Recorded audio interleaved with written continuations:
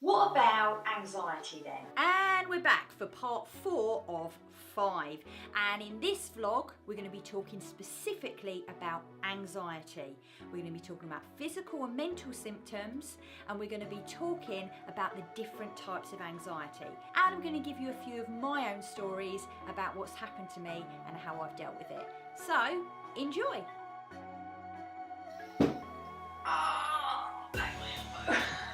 What about anxiety then? It's a complete different opposite feeling to depression. Anxiety is very much because we are living too much in the future. Marty, you've got to come back with me. Where? Back to the future. Worrying about this and that, I've got to do this, maybe that, what if that happens, and oh my gosh, they may say this and that might happen, and what if I break down, and da da da da da. It's very much living in the future. But there are also mental signs and physical signs of anxiety as well. But what actually are they? So when we look at anxiety and we look at these mental symptoms, they can tend to be very jumpy. Maybe you feel very paranoid. You maybe do compulsive behaviour. You may end up living your whole year in one day, right?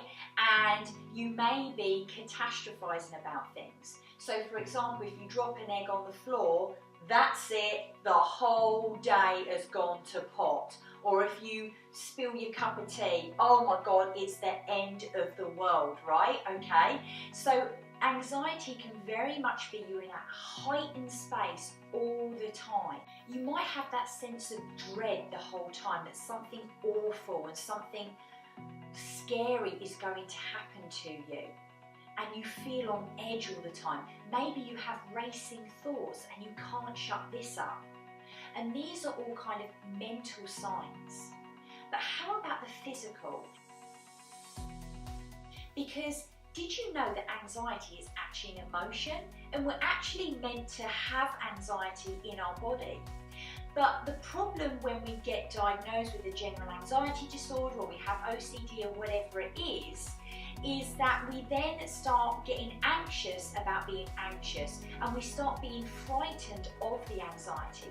So we wake up in the morning and we think, am I anxious today? How anxious do I feel? We scan ourselves for that. You may think, I want to pop this in right now, that I'm being disrespectful about mental health, and maybe I'm having a laugh and a joke about it. Trust me, it's not a subject to be laughed about. It is a very serious subject, but here's the thing.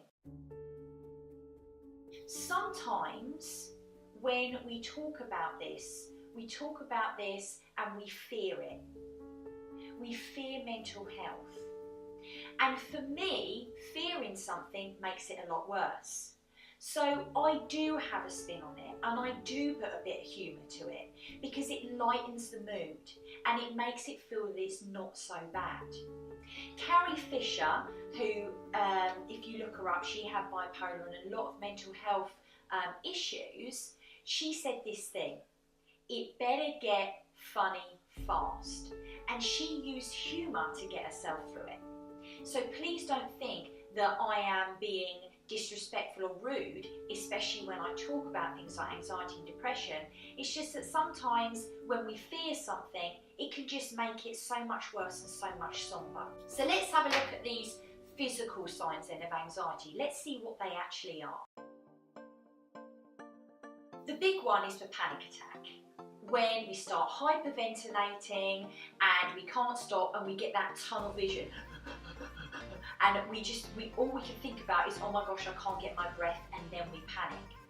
How about heart racing? You're sitting watching TV and then all of a sudden your heart starts racing. Whoa, what the hell is going on there? That then makes you anxious. How about that churning feeling that you get in your stomach and you're just like, oh, and you feel sick? Perhaps you sweat a lot more than you might do. And you get that kind of, you know, like maybe a bit sweaty under your armpits, or you start to sweat here, or maybe the palms of your hands start to sweat. Maybe you have problems sleeping because you can't switch this off and it's going talking at you all the time. Maybe you grind your teeth. That awful grinding sound, or I find that I'm clenched like that. And I'm like, whoa, hang on a second, why am I clenched? And I'll find that my muscles are really tight. So I might wake up like this, and I've been tensing myself. Or I'll find I'm sat on the sofa and I'm doing this. Or I'm clenching my teeth, and I don't realise I'm doing it, which can then cause headaches, especially if it's in your shoulders and your neck and all that kind of stuff. And what it is, we're getting ready for fight or flight. That's all we are. We're getting ready for that. Like if you go out into town, oh my God, am I going to get in trouble with somebody? They're going to shout at me, and then I'm going to get in a fight, and this and that. And that's how I often think, because of my background with obviously what I've done before. And you get this anxiousness about you. And there's lots of different ways that anxiety can arise. So you've got general anxiety disorder, you've got OCD, which I have OCD. I've managed to actually bring it down a lot. It used to take me 2 hours to go to bed, 2 hours to get out of the house, complete nightmare. But I've managed to reduce that right down through talking about it, being logical about it, and also with the control hypnosis that I've used. There's PTSD, post-traumatic stress disorder. There's also social anxiety, agoraphobia, lots of these sorts of things where we're very much living in the future and we're worried about something that might happen. Well, that was video number 4 of the whole prison kind of vlog series. So I really want to thank you for watching this and tell you about part 5. And part 5 coming up, we are going to be giving to you the exact same things, the exact same techniques that I've used and that we gave to the prisoners and the prison staff to help them with their mental health. So stay tuned, enjoy it, and I'll be back at the end. If you like this video, then give it the thumbs up, and if it really tickles your bits, then please hit the subscribe button down there, and it would be great to see you. Stay tuned for the next one.